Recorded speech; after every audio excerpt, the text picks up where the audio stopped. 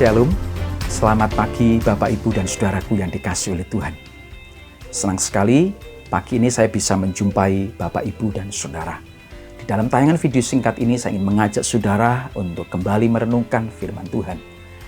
Dan sebelumnya kita akan tunduk kepala, kita berdoa. Mari kita berdoa.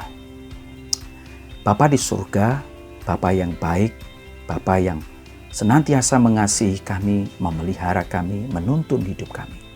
Pagi ini Tuhan kami mau membaca dan merenungkan firman-Mu.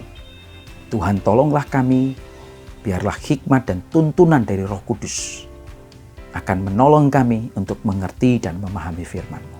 Di dalam nama Yesus kami berdoa. Amin.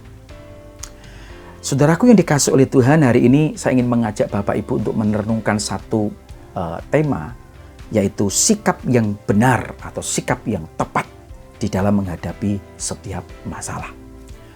Saudara, tidak seorang pun di dunia ini, mulai dari anak-anak, remaja, pemuda, dewasa, yang sudah menikah maupun belum menikah, kaya, miskin, yang sudah tua, ataupun yang berpendidikan tinggi ataupun berpendidikan rendah, semuanya pernah menghadapi masalah, bahkan punya masalah. Semua orang pasti sedang dan punya masalah masing-masing. Karena itu kita bisa berkata bahwa masalah itu sesungguhnya menjadi bagian di dalam kehidupan kita. Selama kita masih hidup di dunia ini, pasti kita memiliki atau punya masalah. Saudara, yang paling penting di dalam masalah adalah bagaimana respon kita. Bagaimana sikap kita terhadap masalah yang sedang kita hadapi. Ada yang menghadapinya dengan bersungut-sungut. Ada yang menghadapinya dengan cara mengambing hitamkan orang lain atau menyalahkan orang lain.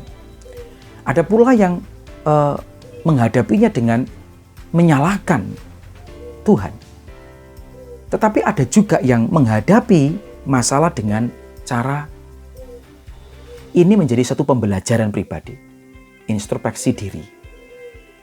Ada juga yang menghadapi masalah dengan cara rileks, santai, nyantai saja dan lain sebagainya. Di dalam 2 Samuel pasal 5 ayat 17-25, kita akan melihat dan belajar dari kehidupan Daud. Pada saat dia menjadi raja, dia menghadapi masalah di dalam awal-awal kepemimpinannya. Dia harus berhadapan dengan pasukan Filistin. Saudara, ketika dia diperhadapkan dengan satu masalah yang berat, bahkan boleh dikatakan nyawanya sendiri terancam. Apa yang kemudian Daud lakukan di dalam menghadapi kesulitan dan masalah dia? Yang pertama, saudara, Daud datang kepada Tuhan. Daud bertanya kepada Tuhan. Daud berkonsultasi, berbicara dengan Tuhan. Mari kita melihat di dalam ayat yang ke-17-21. Dikatakan ketika didengar orang Filistin bahwa Daud telah diurapi menjadi raja atas Israel, maka majulah semua orang Filistin untuk menangkap Daud. Saudara perhatikan, menangkap Daud itulah tujuan orang Filistin. Tetapi Daud mendengar hal itu, lalu ia pergi ke kubu pertahanan. Ayat yang 18. Ketika orang Filistin itu datang dan mencar di lembah Refaim, bertanyalah Daud kepada Tuhan, apakah aku harus maju melawan orang Filistin itu? Akan kau serahkankah mereka ke dalam tanganku? Tuhan menjawab Daud, majulah, sebab aku pasti akan menyerahkan orang Filistin itu ke dalam tanganmu. Lalu datanglah Daud di Baal Perasim dan memukul mereka kalah di sana. Berkatalah ia, Tuhan telah menerobos musuhku ke depanku, seperti air menerobos. Sebab itu orang menamakan tempat itu Baal Perasim. Orang Filistin itu meninggalkan berhalanya di sana, lalu Daud dan orang-orangnya mengangkatnya. Nah, saudara, di dalam ayat 17-21 dikatakan pada saat Daud menyadari bahwa ia sedang di dalam masalah yang besar, Daud segera datang kepada Tuhan. Daud menghadap Tuhan. Dia menyampaikan semua persoalannya, dia menyampaikan semua pergumulannya yang sedang ia hadapi. Daud mencurahkan curhat dengan Tuhan. Nah, kita bisa melihat di sini bahwa ternyata Daud mau mengandalkan Tuhan dan dia tidak mau mengandalkan akan pasukan dan tentaranya. Walaupun secara logika Daud pun bisa melawan orang Filistin dengan cara menggerakkan pasukannya. Secara matematis sanggup untuk melawan musuh. Tetapi ia tidak melakukan itu.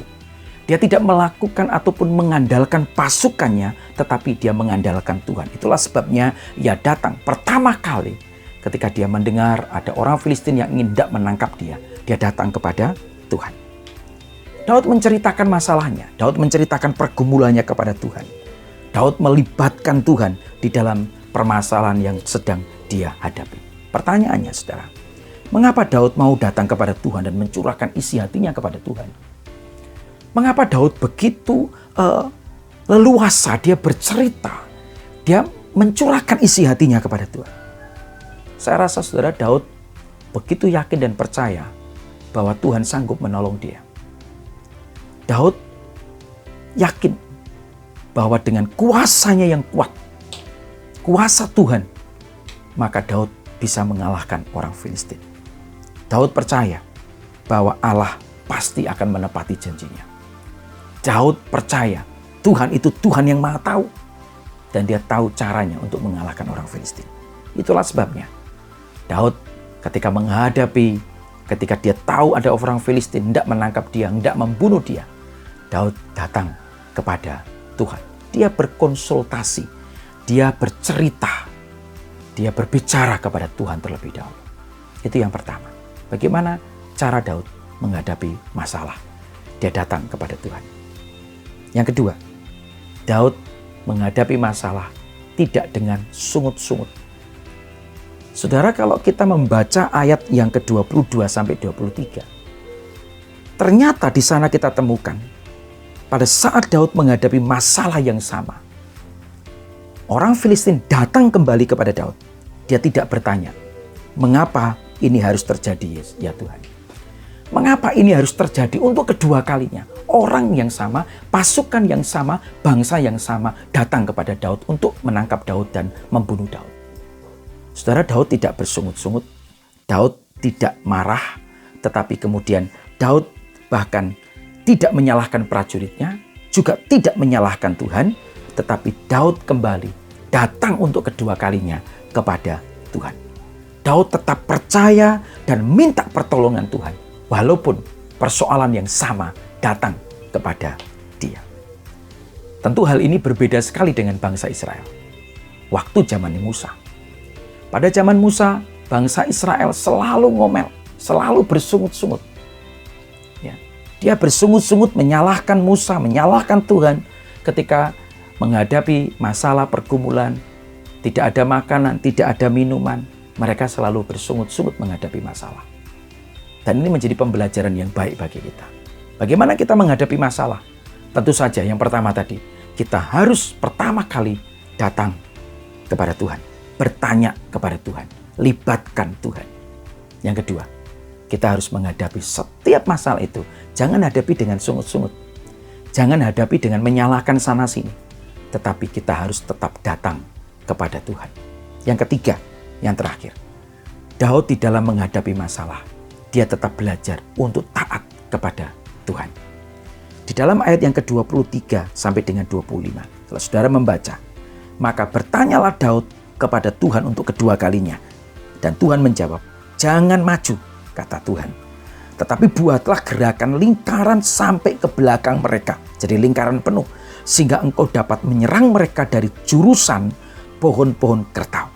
Dan bila engkau mendengar bunyi derap langkah di puncak pohon-pohon kertau itu, maka haruslah engkau bertindak cepat. Sebab pada waktu itu Tuhan telah keluar berperang di depanmu untuk memukul kalah tentara orang Filistin. Dan Daud berbuat demikian seperti yang diperintahkan Tuhan kepadanya.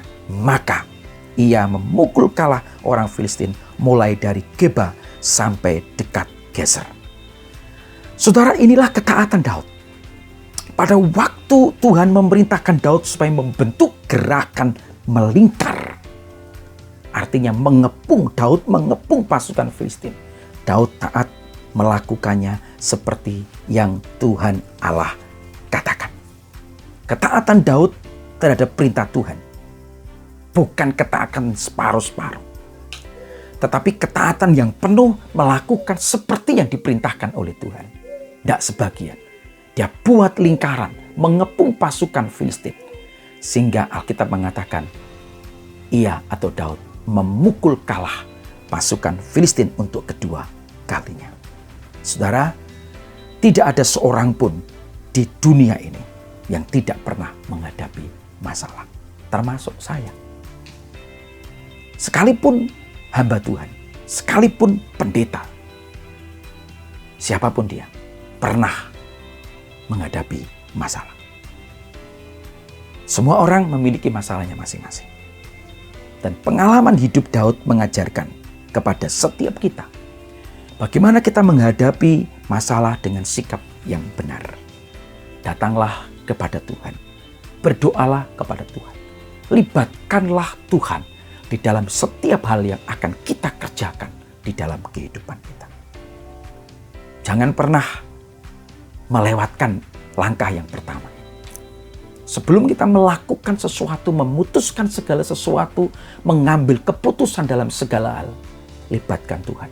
Tanya Tuhan dulu.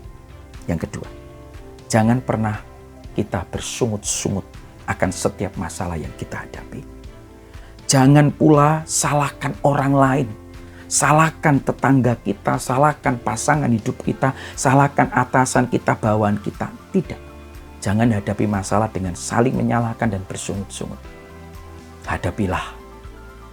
Dan dengan kuat kuasa Tuhan, pasti saudara akan bisa menghadapi dan mengalahkan atau menyelesaikan semua masalah yang saudara hadapi. Yang ketiga, tetaplah untuk setia dan taat kepada Tuhan. Apa yang Tuhan firmankan, apa yang Tuhan katakan di dalam Alkitab, turuti itu. Dan imani itu. Dan saya percaya, ketika kita menghadapi masalah dan melakukan ketiga poin ini, kita akan dapat menang dari semua masalah yang kita hadapi. Saudara, apapun masalahmu, jangan membuat kamu jauh dari Tuhan. Saya ulangi sekali lagi, apapun persoalanmu, apapun pergumulan di dalam hidupmu, jangan pernah membuat itu semua jauh dari Tuhan. Justru sebaliknya, jadikan masalah pergumulan dalam hidupmu menjadi cambuk bagi kita untuk semakin dekat kita dengan Tuhan. Semakin kita dekat dengan Tuhan, kita akan mendapatkan kekuatan. Pundak yang kuat, lutut yang kuat untuk kita menghadapi setiap masalah. Tuhan Yesus memberkati kita. Dan kiranya Tuhan Yesus terus mengalirkan kekuatan, kuasa kepada setiap kita untuk menghadapi masalah yang ada. Tuhan Yesus memberkati. Amin. Mari kita berdoa. Bapa di surga, kami bersyukur untuk pagi ini. Kami boleh belajar dari firman-Mu. Terima kasih untuk pembelajaran dari Daud. Bagaimana dia menghadapi pergumulan, kesulitan di dalam hidupnya, masalah di dalam hidupnya. Dia datang kepada Tuhan. Dia berkonsultasi dengan Engkau. Dia tidak bersungut-sungut. Dia bahkan taat melakukan setiap perintah Tuhan. Sehingga Daud mengalami kemenangan demi kemenangan. Tuhan, apapun yang menjadi masalah kami, biarlah tidak akan membuat kami jauh dari Tuhan, tetapi justru membuat kami semakin dekat dan mengandalkan Tuhan. Terima kasih Bapa. Berkati setiap kami mendengar firman-Mu. Berkati setiap kami yang saat ini mungkin ada di dalam pergumulan. Tuhan menolong kami. Di dalam nama Yesus kami berdoa. Amin. Tuhan Yesus memberkati. Kiranya Tuhan Yesus terus menyertai kita. Amin. Haleluya.